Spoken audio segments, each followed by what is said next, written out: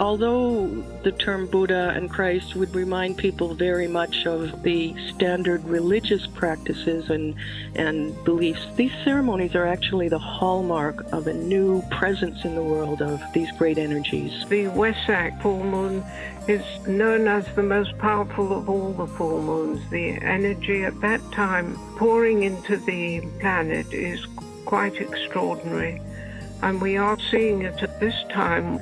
Now, as we move into Aquarius, we are feeling that desire to work together as groups. And what I see is that as we really wake up to this and we start giving our extraordinary individuality to be part of a group, how much more extraordinary this whole planet will become in the next 2,000 years. Hello, this is David Minot, your host for Planetary Makeover. To take this even further, what Josephine was just talking about is more significant this very year that we are recording it, 2023, and will be for the next few years. And not only because the full moon of May is the time each year when humanity is flooded with the kind of spiritual power, love, and wisdom to help us both see and make dramatic changes in our world, but also because, in fact, right now, something else extraordinary is happening simultaneously.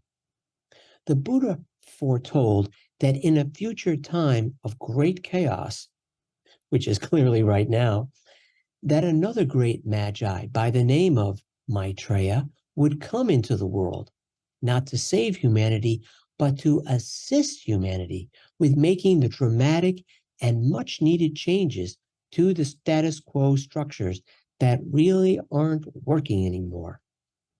That time has come, and that great magi, Maitreya, is here now, working quietly for change. Both Josephine and I have studied the ancient prophecies, and we're ready for this. But I really beg you to simply listen with that rarest of all faculties, an open mind, just to see if what Josephine and her interviewer, Diana Gold Holland, have to say might have a ring of truth for you. Remember that Maitreya does not want followers. He is not a religious teacher and asks everyone to follow their own paths, to follow the golden rule, and thus create a world that works for everyone. He has been expected not only by the Buddhists, but under different names by all the world's religions. The Jews expect him as the Messiah, the Hindus as either the return of Krishna or the Kalki avatar, and the Christians as the second coming of Christ, and the Muslims as the Imam Mahdi. So here we go. Welcome to Diana Gold Holland in conversation with Josephine Harrison. Welcome indeed. This is Diana Gold Holland, and I'm welcoming you to our show, Share on the Air Radio, where we have a very special program this week. Because according to many people in the know about what is called the three spring festivals, the three full moons in spring are a very special time in the year. Esotericists claim that this is actually the high point of the spiritual year for all of humanity, which is literally the highest point of the high point of the spiritual year. So we are going to be talking about the legend and the festival of Wesak. I'm not going to clue you in on Wesak yet because that's the topic of our whole show.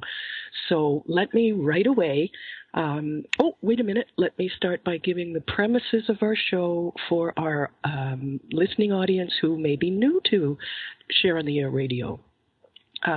We contend that humanity is not alone, especially at this very difficult time of transition for the planet, that humanity is not alone, and that among us, emerging now onto the world scene, are very great teachers, perfected masters, as a matter of fact, who are great scientists, who are the most advanced spiritually of our earthly brethren, the masters of wisdom, emerging now onto the world scene, and at their head, the Lord Maitreya. Let me spell that for you, Maitreya.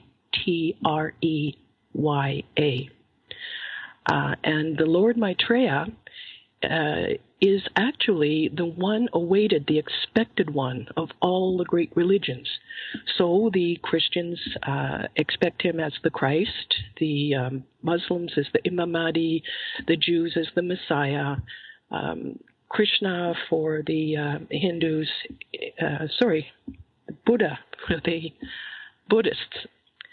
He is Maitreya Buddha, as they correctly named him, and also Krishna in the Hindu religion.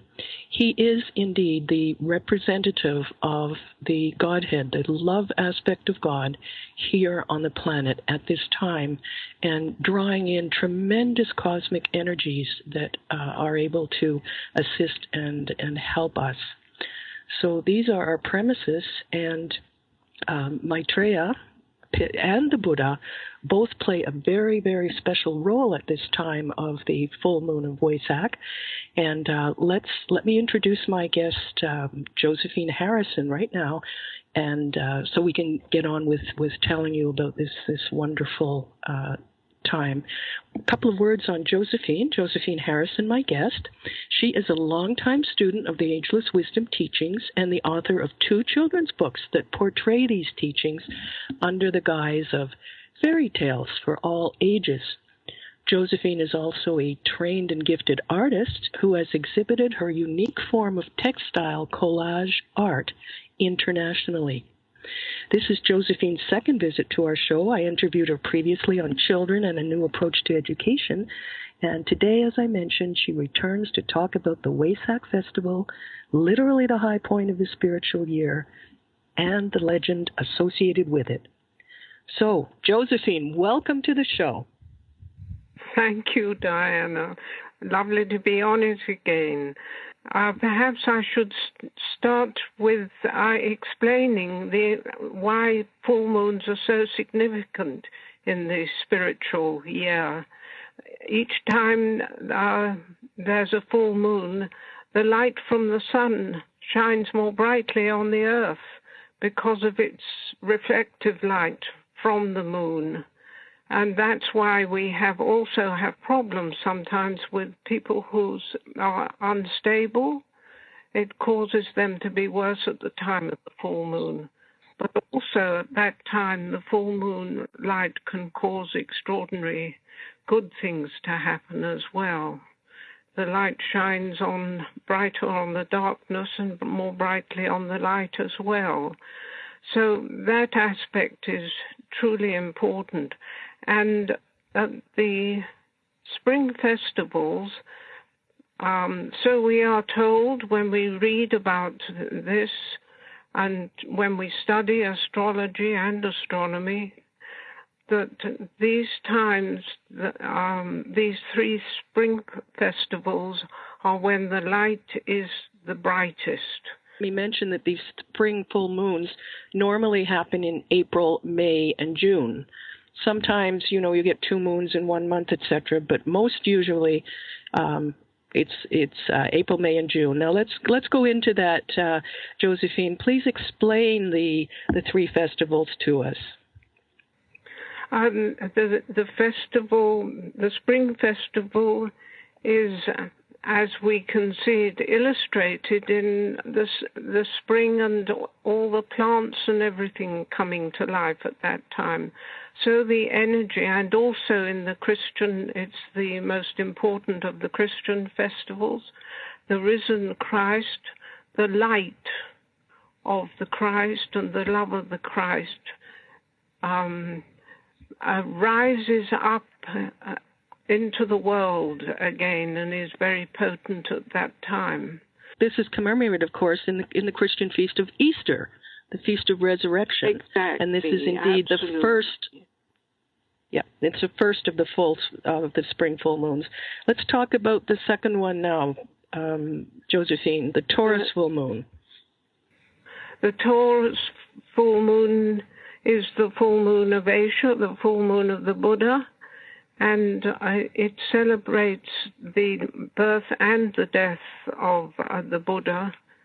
And the Wesak legend, which I will talk about, is part of that celebration. And the Taurus full moon is known as the most powerful of all the full moons. The energy at that time pouring into the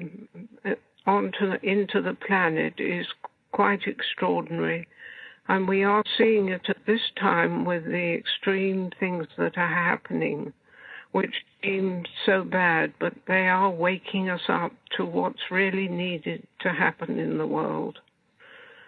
So that's the Taurus. And then the next full moon, Diana, the next one comes in June, and that is the Festival of Humanity, when the energy from the Buddha has been given to the Christ, and the Christ, then it manifests through Maitreya, the Christ, into humanity, and right through until the end of the year. Let's make it clear to our audience that although the term Buddha and Christ would remind people very much of the standard religious practices and beliefs, these ceremonies are actually the hallmark of a new presence in the world of these great energies. It's not about dogma, it's about energy, and it's not really about religion, because, as I said, Maitreya comes as the representative of all the religions and also of no religion as well. He is a world teacher, as they are known, for the coming age, the age of Aquarius. So this is not a new form of religion that anyone is trying to, quote, cram down anybody's throat. And I would like to remind you as well that our show is meant for your entertainment and your information mostly. We are not here to convert anybody to anything in any way. We simply present the information that we have as a source of very good news, as a matter of fact, to you, our listeners, if you take it on. But we do not expect you to adopt any religious attitude to this. Yeah, for your consideration. Josephine, I think there was a bit of I'm sorry, Josephine, there was a glitch on the line here. You were saying, as do I most times, that we are presenting this information for your consideration only. To find out more about this whole story, www.share-international.org. My guest today is Josephine Harrison, and we are talking about the Festival of Wesak in the Valley of Wesak at the foot of Mount Kailash in Tibet. So, and before we begin talking about it, I would have you know that there are this legend and the knowledge of this festival is not new, and it's not claimed by our show or our parent organization, Share International, seeing that Share is in sharing. Many, many, many organizations know of the legend of Wesak, and as a matter of fact, I refer you to Google. If you Google the legend of Wesak, it will come up under many, many names, and you will be able to read it yourself and recreate that very special magic. So, first of all, Josephine, why don't you tell us a bit about the significance of Mount Kailash in all of this and the Wesak Valley? This legend happens in northeastern Tibet, about 500 miles from Lhasa to the east, and in the northern foothills of the Himalayas. And there's this mountain called Mount Kailash, which is sacred to the Hindus, Buddhists, and all over Asia. And since ancient times, it's been a place of pilgrimage. And there's a large lake near the mount, which pilgrims wash themselves in before they prostrate themselves round the mountain. One body length at a time. They literally lie down and ask for the cleansing of their bodies. And at the time of the Wesak, there is, in fact, a valley there at the foot of Mount Kailash, a bottleneck-shaped valley, which has a stream running down one side of it and grass at the base of it, and then trees on the mountainside. And at the base of that valley, the pilgrims come from, like I said, all over Asia. It's a long pilgrimage, and all the monks and priests from all the monasteries and so on come there, and they bring their own water to celebrate this extraordinary happening. At the head of the valley, at the bottleneck of the valley, the northern point, there is a flat rock, and on that rock, it is said, so the legend goes, there is this crystal bowl of water. And at the actual moment of the full moon, a speck is seen in the sky, a tiny speck. All the pilgrims are at the other end of the valley. In the middle of the valley, there are the masters of wisdom, what Christians would call the saints. And gradually it comes closer and closer, and one sees this remarkable form of the Buddha with his right hand up in blessing, and his aura, which is absolutely extraordinary. And he blesses the bowl of water. And during this process of him coming as a tiny speck in the sky to start with, the masters and saints and all the beings that look after this planet have been doing a rhythmic ritual, forming triangles and stars and chanting a rhythmic sound. And the Buddha blesses the bowl of water and then gradually disappears back to Shambhala. He comes from Shambhala, the center where the will of God is known. And then the Christ who is Maitreya, the Christ who is at the head of this these ancient rituals, takes the water from the bowl and hands it to each of the great beings who are there in the center of light. And then each of them, as in our communion ceremony, in Christian and in other religions, each of them takes the water as a blessing and a purification for them.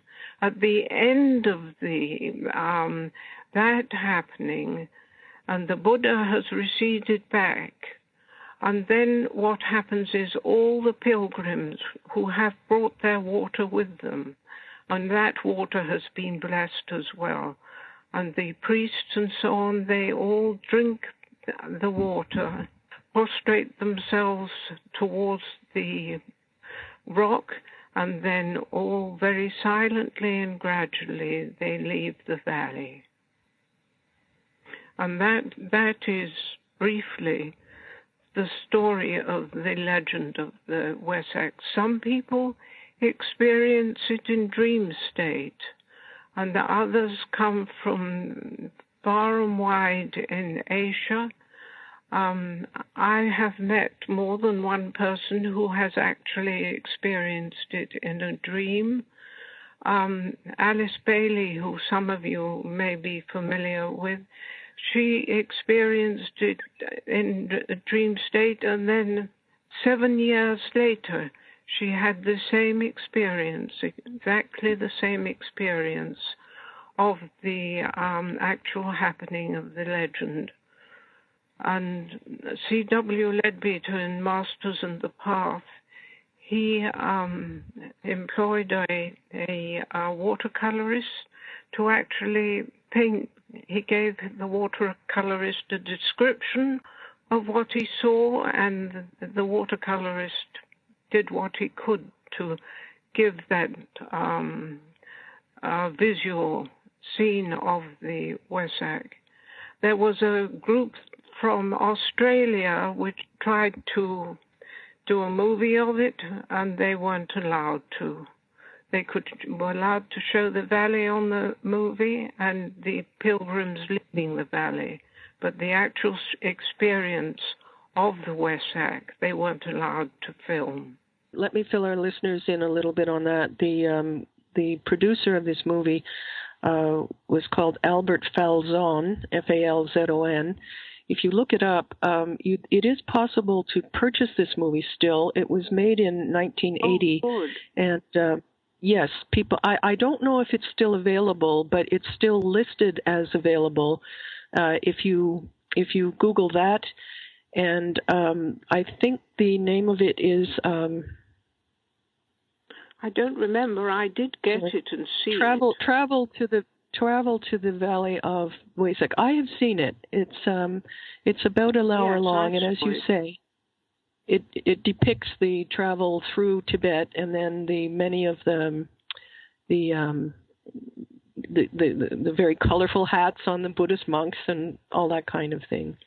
But yes, hopefully it is still available. I think it may well be, and that's Albert Falzon, Falzon. The movie was made in 1980. And I just wanted to clarify one term.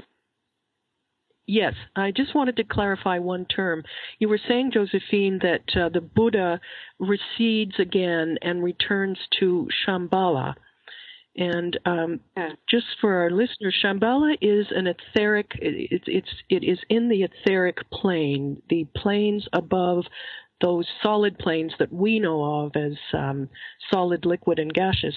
There are 4 other planes of very, very subtler, extreme, progressively even subtler matter, sometimes called the inner planes, most normally called the etheric planes. And there is a city called Shambhala. There are various spellings of that, so I won't give any here. Shambhala is the central, how would you say it, Josephine, our central divine government, the custodians of the plan? Yes, the custodians of the plan. That's very good, Diana. And at their head stands... the center where the will of God is known. Right. And for those who have heard the term Sanat Kumara, this is his residence in the etheric, and he is the regent, the representative of God, the highest representative of the Godhead on this planet, in incarnating the plan for this planet. So it's a very lofty place indeed. The Buddha resides there till the time of the next ceremony, and one other interesting point about this is, according to the literature available, this ceremony from complete end, from when the Buddha is first seen as a speck and then disappears again, is 8 minutes in length. Oh, that's good to know. Yes. Yes, and the aura is apparently that was given in the Masters and the Path. The coloring of the aura and so on in that picture apparently is the same as in ancient frescoes of the Buddha. So I didn't know that. Mm-hmm. Yes. It's I'm sure our most of our listeners are familiar with the term aura, which is the etheric light surrounding our being. Today we are discussing the Festival of Wesak in the Wesak Valley. Now, one of the main things I find important about this particular high point of the year, Josephine, is that it is the opportunity for humanity to sweep forward as a group on our spiritual journey, and it's a magnetic invocation of mankind to these energies of the Buddha, and in that meeting there is a chance for us to participate into this thrust forward into a new, fresh start, which at this particular moment corresponds with the beginning of the age of Aquarius. So I think it's very exciting and very important to talk about the age of Aquarius. We have just come out of or gradually come out of the age of Pisces, when the energy of the constellation of Pisces has influenced the earth and humanity since the time of Jesus. It's a rhythm of evolution that every 2,000 years the sun moves into another constellation, and Pisces, the energy of Pisces, gave humanity the great gift of individuality. We have, during this time of 2,500 or so approximate years, used that energy and become, as we evolve, extraordinarily gifted, each of us in our own right, according to our intelligence. Another aspect of this is that if you believe in reincarnation, the whole thing makes more sense, at least it does to me.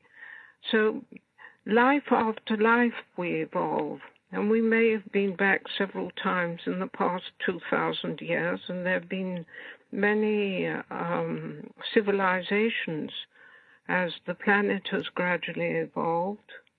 And now we are moving into the age of Aquarius, and it's helpful to be aware that the energy of this age is rather different from Pisces. You could describe it as the age of the group. So instead of this incredibly overdone competitive use of the energy of Pisces, which has given us this blessing of our individuality, but we seem to have taken it to extremes. Now, as we move into Aquarius, we are feeling that desire to work together as groups.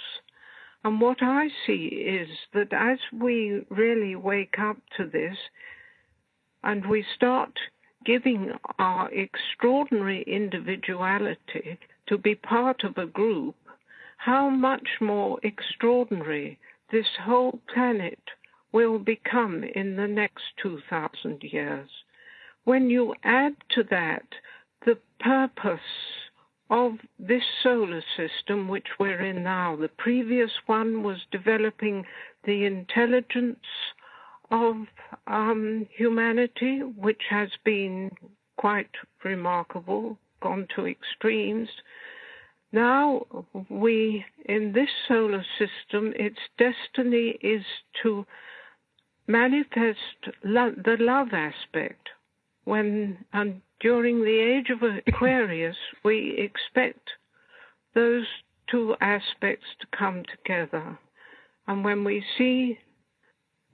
all see our responsibility, each one of us responsibility in working together to make that happen, this greed and competitiveness will die, because we will experience within ourselves the need to make sure that everybody expresses their whole individuality in a group, as a group. So the whole of life will not have this loneliness and all the other awful things that are happening today. And we see it waking up in young people now, these huge group demonstrations all over the world, and this development of the intelligence of humanity, which is bringing forth this ability to communicate with each other worldwide, and that gives people confidence that they don't feel so alone when they work towards the solving of the problems of the world and not the greed. It seems as though we are going backwards, perhaps, but when people don't wake up, the light throws itself more brightly on the darkness of what's happening and the good that's happening, and people see the contrast more, which makes them more move towards what is needed in the world today more. So it's really an extraordinary time we're living in, this beginning of another 2,000 years of energy on the planet. But we are experiencing extremes and climate change and what we've done to the earth, which is our home, like our own personal home. The earth is our home too, and we need to love the earth just the same as we love having our own home. Because if the age of Aquarius should show us how the earth is the home of the whole of humanity. So when we abuse the earth, we are abusing our home and causing the earth is also a living being. One day, we as individual souls may embrace ourselves, be responsible for a planet rather than just a little individual physical body like we think that's all we are. Mm-hmm. We're so much more. I think we're seeing a lot of that happening already, Josephine. You know, with all of these horrible political and economic problems that are going on in the world, it's really hard to keep remaining asleep in the face of all this. And I find more and more people are reaching out to others and developing compassion. You know, even taking pure strangers into their homes, the refugees, etc., because it's simply the right thing to do. And as you said, the young people today are responding to the energies, and we are even being given tools to help with this global synthesis. I view the internet as an early and very good tool for this unification. We don't need the mainstream news to be telling us anything anymore. We have cell phones. We can film it. We can shine a light on any corner of the world and things happening there. And people are becoming more and more responsible for doing that. And at the same time, we have these great teachers in our midst, these great world figures who are emerging, and who, despite all of their advancements spiritually, are literally serving in these areas of disaster and great misery. They are there in person helping out and trying to ease the suffering of mankind on a very, very individual scale in that way. So it's really a very important time, and we're really lucky about this. I wanted to go into one particular aspect of this, Josephine, that our listeners may not know about, and that is the new this new way of coming into the approach to the Godhead that links the East and the West. The science of evocation and invocation, and how that is a transformation, again, from the Piscean age, the age past, to the age of Aquarius, the age of brotherhood now dawning. Tell us about the science of evocation and invocation. Well, we evoke the higher we invoke the higher energies. And I think you could tell us more about that than me. You've caught me there, Diana. Oh, okay, no problem. Let me just get it started here. In the age of Pisces, or as we what we are more used to in the age of Pisces is the act of prayer.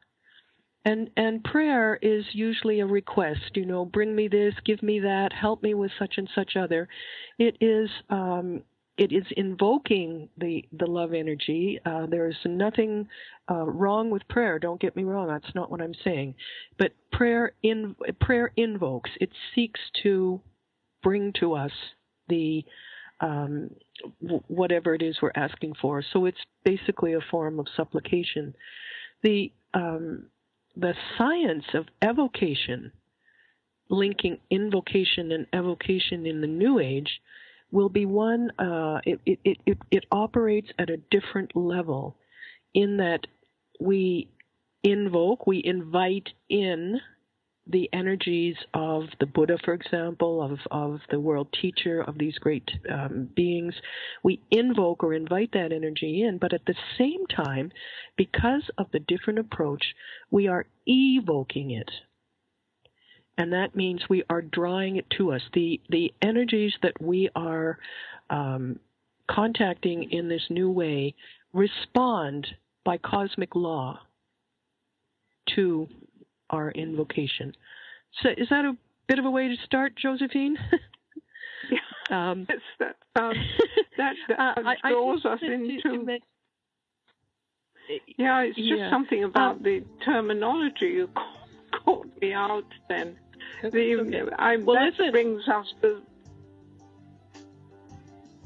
brings us to transmission meditation in our last segment, which is a wonderful new practice for the New Age. So stay with us and hear about that. Done. We're going to do something a little different with the last segment, because we're going to talk about transmission meditation, and we're going to talk about the great invocation, which triggers it. And then at the end of the show, we are going to do a mini transmission, again, and within the energies of the Wesak celebration. We will recite the great invocation, and then for whatever time is left, we will remain in silence and invite you to participate in this meditation. Of course, you don't have to do it, but I just want to explain that there will be a time of silence at the end of the program. It will simply fade out, go into the next program, but for that blank space, we are not gone. We are here together as a group in these great energies of the great invocation. So, Josephine, let's start by talking about transmission and its role in bringing in the New Age. Yes, meditation has increased enormously I don't know that popularity is the best word, but there's an enormous amount of interest now, not only in the East, but in the West also. And a huge number of people have their own individual meditation. A group meditation, there's more energy can go through the group than just one person. It's transmission meditation is a meditation of service. It steps down the energies that we invoke, as Diana has described, through prayer and meditation. We invoke these energies, and the masters of wisdom, the great beings overseeing us, they guide these energies as to how much can go through you. If you're in a group, much more energy can be put through you than if as an individual. And it's really necessary for us to be available as groups, just like we pray for change for something better. So as a group, the energies can be stepped down into various areas of the world by the masters. Through a group, more energy can be stepped down. If it all went to the world without a group of meditators, it could just blow a fuse, just like electricity. If you put too much electricity through the system, the fuse blows. If too much group energy comes from the master, a fuse can blow. But if there are a lot of people in a group, then more energy can go through. And this is the principle, not very well described, but this is the principle of transmission meditation. And there are groups, small groups meet in people's houses all over the world now. It's an amazing network, quite extraordinary. I think, I can't remember how many countries now, but it's quite remarkable. I've been involved with this since the 1970s, when I first heard a man by the name of Benjamin Creme speak in London. And it's just been quite extraordinary how this network has grown. And it's very easy, if you're moved in that direction, to become part of that network. I'm here in Vancouver in Canada. We have 3 or 4 small groups here that meet in people's homes every week here in Vancouver. And what we're going to do is to give you an experience of that type of group meditation using the Great Invocation, which Diana and I will say, and it invokes the light and love and will of the highest of God or divinity or whatever term you want to use. So, Josephine, let me just hop in here with a couple of points for our readers. We talked about, energy and blowing a fuse. Now, please do understand that there is no physical danger to you if you participate in transmission meditation.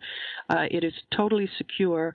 The masters send through only as much energy as each person can safely absorb. So total safety there.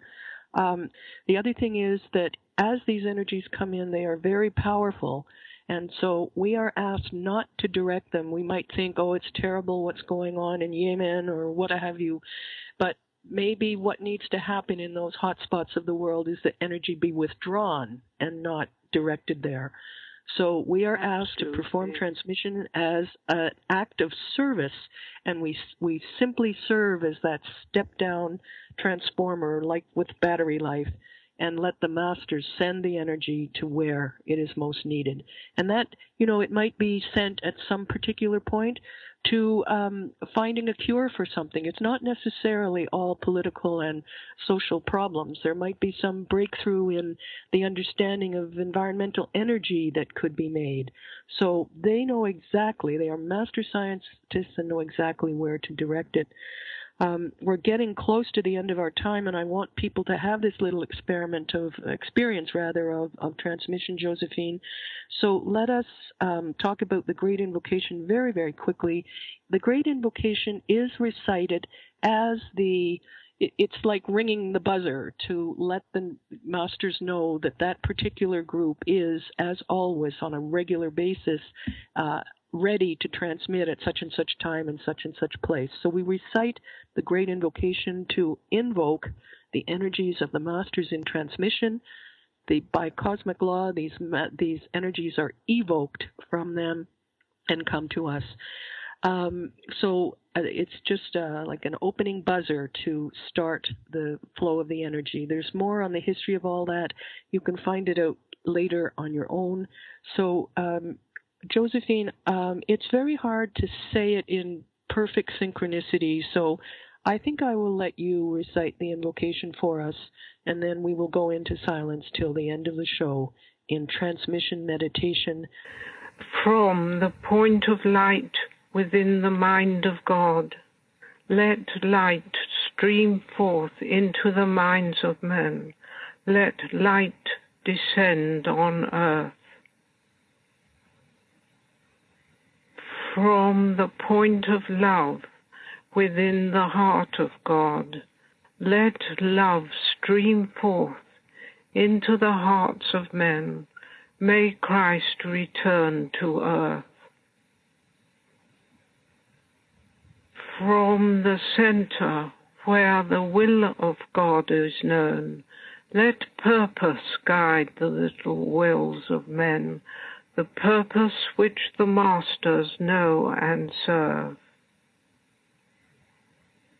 From the center which we call the race of men, let the plan of love and light work out, and may it seal the door where evil dwells.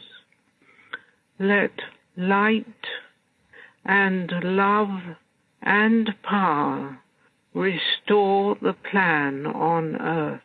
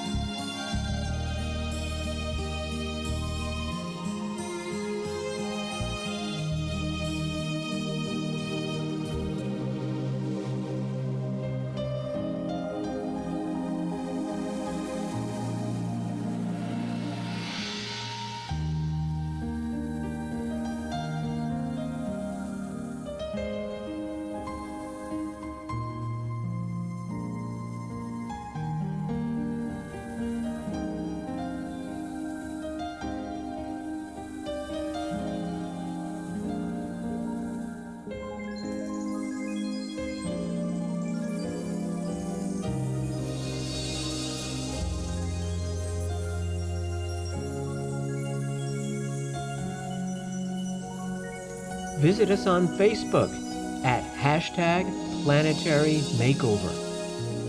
This show has been a production of planetarymakeover.org. For more background info, visit www.shareinternationalwest.org. That's shareinternational-west.org. For related books and DVDs and CDs by Benjamin Creme on the emergence of Maitreya, the World Teacher, please go to share-ecart.com. That's share-ecart.com. If you enjoyed this show, please subscribe, hit the like button, and share this video with your friends. We appreciate your comments and we respond to them.